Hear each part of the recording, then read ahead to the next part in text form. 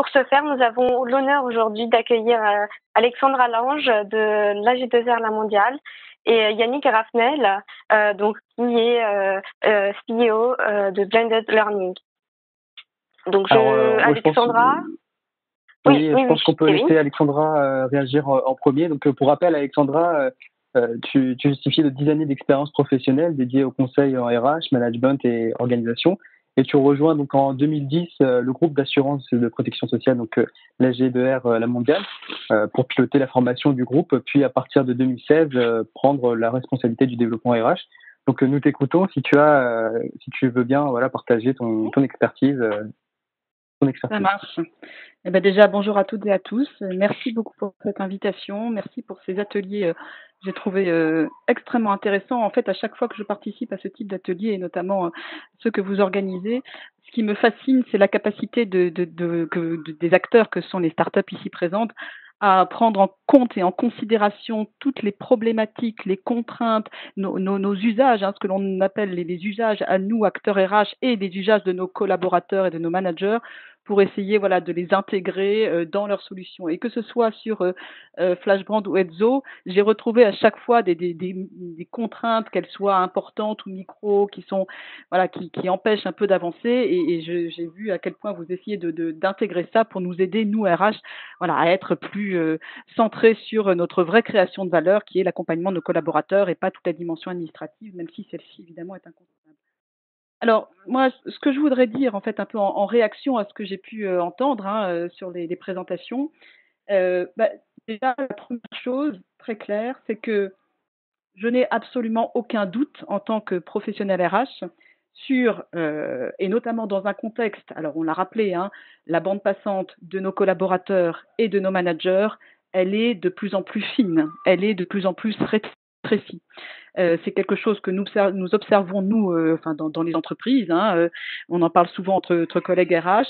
C'est absolument incroyable de voir à quel point, dans le moment même où les métiers se transforment, où les compétences sont challengées, où de nouvelles compétences émergent et nécessitent de former davantage et massivement les collaborateurs, c'est incroyable de voir à quel point, dans le même temps, les enjeux de productivité, mais aussi la bande passante, j'ai envie de dire mentale, des collaborateurs et des managers diminuent. Donc là, je rejoins tout à fait ce que vous avez évoqué, tous les deux, c'est que ça, c'est un vrai sujet. Et par rapport à ça, je n'ai absolument pas de doute sur la capacité des solutions IA de nous aider, nous professionnels RH, pour précisément alimenter et mettre en marche ce que moi, ce qui me tient beaucoup à cœur et que j'appelle l'entreprise apprenante, c'est-à-dire que c'est cette entreprise qui va aider et qui va faire en sorte que petit à petit apprendre, se remettre à apprendre, accepter de retourner d'une certaine façon. Alors c'est pas les bancs de l'école, mais pour certains ça peut être vécu comme ça. Et ça fait partie de la vie, ça fait partie de la vie professionnelle. Et le fait de déployer des contenus de formation plus adaptés, plus pertinents, avec des solutions un peu de coaching, avec de la réactivité, avec le bon contenu, comme vous l'avez dit, mais aussi au bon moment, comme vous l'avez dit, en intégrant aussi davantage le manager. C'est hyper important ça, le manager qui du coup sera aussi rassuré sur le fait que les contenus, le moment, tout ça c'est pertinent, que le ROI est meilleur. Je n'ai aucun doute sur le fait que ça aide la formation à être, et le learning et le développement en général, plus au service du business et de l'entreprise apprenante. Donc vraiment, tous ces sujets, effectivement, en travaillant sur l'expérience apprenante, et c'est quelque chose qui est effectivement majeur dans les entreprises, on le voit, on en a beaucoup parlé sur l'onboarding, sur le recrutement, et je peux confirmer que sur la formation, c'est exactement la même chose, c'est majeur, en travaillant effectivement sur le compagnonnage, sur le feedback, sur les recos, sur la motivation, sur l'ergonomie, l'UX, etc., c'est un vrai levier d'engagement, et donc, de donner envie, de donner confiance et de créer cette espèce de dynamique d'entreprise apprenante. Donc ça, c'était le premier point que je voulais faire un petit peu en réaction à chaud. Après, le deuxième point, toujours à chaud, c'est que, alors forcément, moi je suis formation, mais je suis aussi développement RH au sens large, et mon rôle au quotidien, c'est de faire des liens, de faire les liens entre toutes les dimensions du développement RH, du développement professionnel. Et pour moi, ma vision, en tout cas une des convictions que j'ai, c'est que l'intelligence artificielle en lien et au service de la formation permettra, si nous le menons bien, si nous le faisons bien, et de manière à la fois expérimentale et méthodique, devrait permettre en tout cas de mettre ou de remettre le learning et development, la formation, davantage au cœur des enjeux de politique RH et de politique même de transformation. Alors pourquoi est-ce que je dis ça? C'est parce que, en même temps que au sein d'une équipe RH, nous travaillons sur la formation, nous travaillons aussi sur tout ce qui est analyse prospective de l'évolution des métiers. Quels sont les nouveaux métiers qui émergent dans les entreprises? Quels sont ceux qui disparaissent? Vous le savez tous, beaucoup de métiers commencent à disparaître, d'autres émergent. Quelles sont les compétences clés et les compétences stratégiques qui émergent aussi et sur lesquelles il faut massivement orienter nos collaborateurs, que ce soit dans une optique d'upskilling, c'est-à-dire on accompagne les collaborateurs dans le changement, l'évolution de leur métier, mais aussi de reskilling, c'est-à-dire qu'on les réoriente massivement sur de nouveaux métiers. Et pour moi, l'intelligence artificielle, avec la formation, doit permettre, évidemment en travaillant sur la donnée, sur la data, et ça fait le lien avec les sujets de SIRH qui ont été traités précédemment, doit permettre de faire des liens, de capter tous ces travaux de prospective sur les compétences clés stratégiques, tous ces travaux sur finalement la création aujourd'hui de référentiels de compétences beaucoup plus agiles, beaucoup plus évolutifs, qui ont en plus un niveau d'obsolescence bien plus important. Et là, l'intelligence artificielle doit permettre de remettre la compétence, le sujet de la compétence au cœur des dispositifs de développement professionnel, avec effectivement des dispositifs de formation qui seront aussi, pas seulement en approche, j'ai envie de dire, très personnalisée, très individualisée, micro-learning, qui a tout son intérêt, mais aussi à une dimension plus méta, beaucoup plus pluguée sur les compétences clés stratégiques de l'entreprise, les métiers de demain, pour pouvoir effectivement construire et déployer un plan de développement des compétences qui permette vraiment d'accompagner la transformation des métiers et des entreprises. Voilà, ça c'est vraiment la conviction que je voulais partager avec vous. Merci beaucoup. Merci beaucoup pour ce... Oui, c'était très riche. À présent, Yannick, tu es expert, tu étais avec nous? Oui, je suis bien. Tu nous entends? Donc, tu es expert digital learning et ingénierie de dispositifs blended learning, également coprésident du Learning Show et président du cluster EdTech Grand Ouest et fondateur de Blended Learning. Nous, donc, t'écoutons et te laissons partager ton avis d'expert sur ce qui a été dit précédemment. Eh bien, merci aussi pour ce partage et ces échanges. Mes réactions premières, c'est d'abord je découvre ces deux startups que je ne connaissais pas. Je suis toujours étonné et toujours pratiquement émerveillé de voir que le domaine du digital learning s'enrichit année après année de beaucoup d'acteurs qui chacun cherche, alors le mot a été dit tout à l'heure, disrupter la formation, je ne sais pas si c'est ça réellement, mais en tous les cas, d'aller améliorer les processus de formation et surtout réussir à utiliser le digital de la bonne manière. Ce qui est intéressant dans ce qui est présenté là cet après-midi par ces deux approches, c'est comment l'IA peut venir améliorer les processus d'apprentissage. On a cru pendant très très longtemps que le digital, sous la forme du e-learning, le fait de mettre des contenus en ligne allait de manière miraculeuse réussir à régler le problème de la distance entre le sachant, le formateur et l'apprenant. Et on le sait, après 25, presque 30 ans maintenant d'expérience, que ça ne marche pas du tout. Donc, le e-learning, tout à l'heure, on parlait de 20% de personnes qui vont jusqu'au bout, ou c'est 20% de personnes qui vont se connecter, mais les résultats dans toutes les études montrent que, y compris avec la révolution des MOOC, lorsque dans les années 92-93, ils sont arrivés, et pardon, 2012-2013, lorsqu'ils sont arrivés, c'est que le fait de mettre à disposition des contenus, ça ne suffit pas. Pour pouvoir se former, d'abord, ça présuppose un prérequis d'être autonome, de maîtriser les règles en termes de motivation, de savoir s'auto-former. C'est avoir réussi à dépasser ce très gros problème qui fait que plus de 90% des personnes lâchent une formation, c'est auto-formation égale auto-abandon. Parce que c'est pas ce qu'on demande pour pouvoir se former, on a besoin des autres pour se former. Alors, ce qui est très intéressant dans l'approche qui est faite là, c'est, je vais reprendre plusieurs éléments que j'ai beaucoup aimés dans la première présentation, par exemple. D'abord, c'est que le voyage d'apprentissage, c'est un voyage qui ne fonctionne que si on sait d'où on part et où on va. Et faire un voyage apprenant en ayant un GPS, et si le GPS ne sait pas d'où on est parti, eh bien, on ne risque pas d'arriver quelque part. Là, la question de du positionnement grâce à cet outil qui va permettre d'établir les forces et les faiblesses, c'est vrai fondamentaux. C'est quelque chose qui va pouvoir générer la motivation de l'apprenant. C'est absolument essentiel. L'autre chose, c'est que on a bien vu que l'intelligence artificielle est utilisée au travers de plusieurs moyens, par exemple avec ce coach, pour pouvoir réussir à accompagner. Et là, on touche un des éléments absolument fondamentaux de la formation. D'abord, je vous le disais tout à l'heure, on apprend avec les autres. Il n'y a que 6% de la population qui soit capable d'apprendre tout seul. L'interaction avec les collègues, avec les managers, mais aussi avec, pourquoi pas, un accompagnateur numérique, c'est quelque chose de fondamental. Qui va permettre de créer le sens, qui va pouvoir permettre aussi de lutter contre cette solitude de l'apprenant.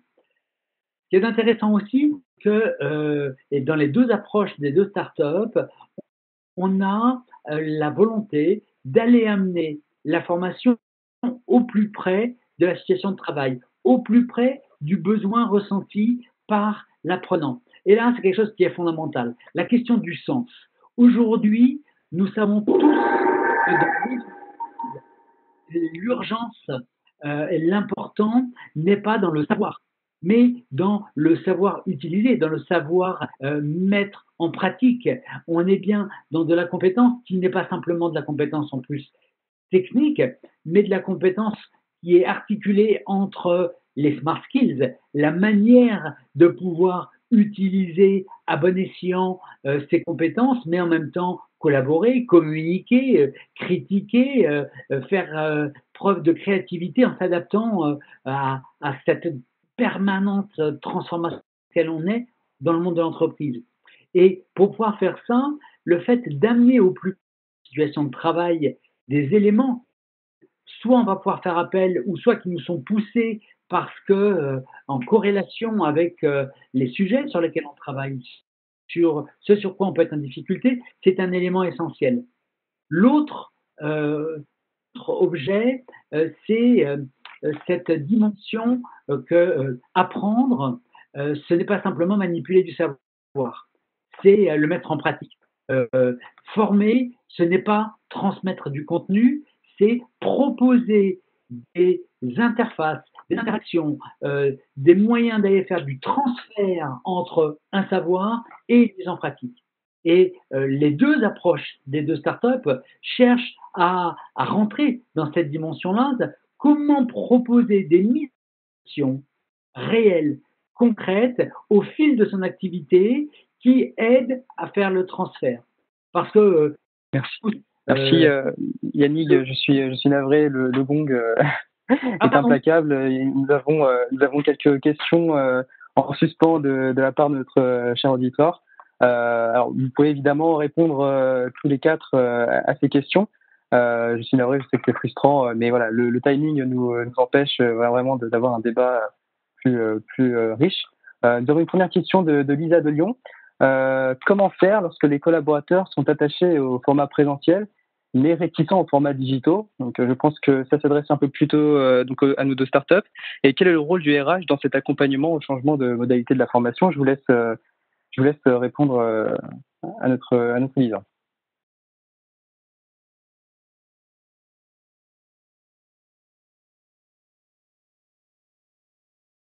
je veux bien commencer. Donc, pourquoi le digital alors que les employés sont habitués au présentiel? Alors, effectivement, le présentiel a le contact humain et intéressant d'interaction. Donc, c'est partager ou apprendre avec d'autres, apprendre par les autres. Ce contenu digital a plusieurs avantages. Un, il peut être complètement personnel. Deux, il peut être là en temps quasiment massif. On l'a dit, la plupart des employés ne se forment pas. Pourquoi? Parce qu'un des premiers critères, c'est qu'ils n'ont pas le temps. Donc, aller à une présentation, enfin, une formation présentielle, ça veut dire bloquer du temps, se déplacer, passer plusieurs heures. Alors qu'on peut apprendre par du digital quand on a le temps, au moment, de manière continue. Ça ne va pas remplacer, hein, je pense que les deux sont bien. Mais le contenu digital et surtout vidéo, en fait, quand on a des vidéos interactifs, proche, on n'est pas directement proche à de l'humain, mais on va essayer de faire une interaction un peu humaine.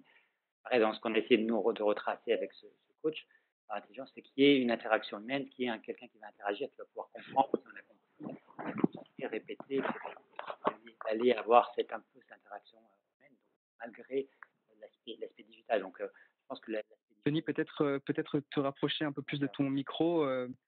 Oui, pardon. Donc, l'aspect digital est vraiment complémentaire. J'espère que vous avez entendu tout ce que j'ai dit avant.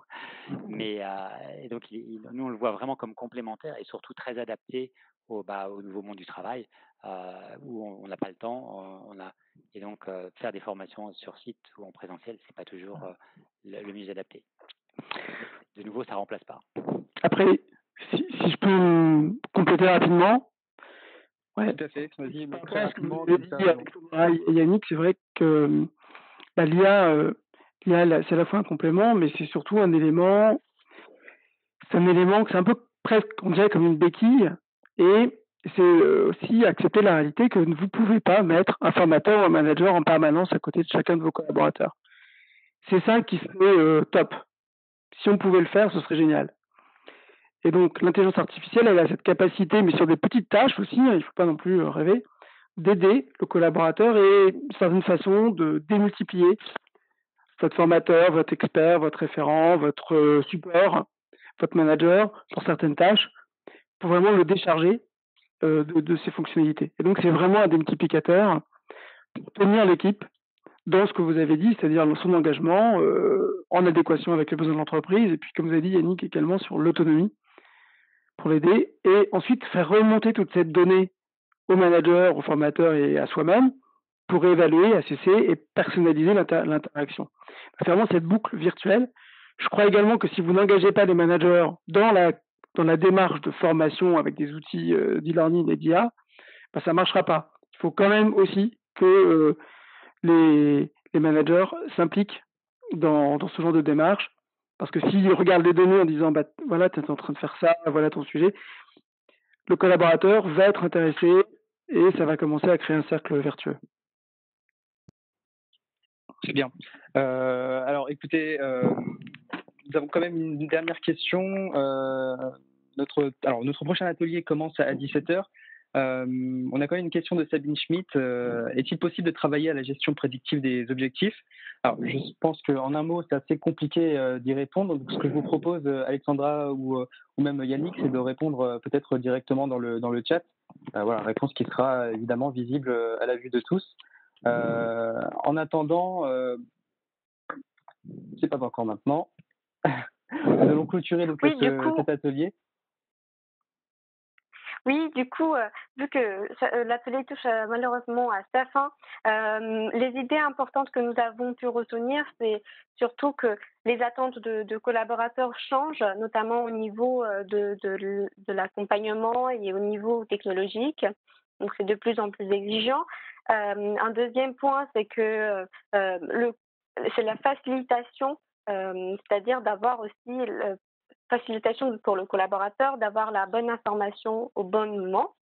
Et un troisième point, comme nous l'avait dit Yannick, c'est prendre conscience de la motivation qui est essentielle dans le processus d'apprentissage et faire en sorte que le collaborateur soit accompagné et qu'il évite cette phase de solitude et qu'il y a un sens à son apprentissage.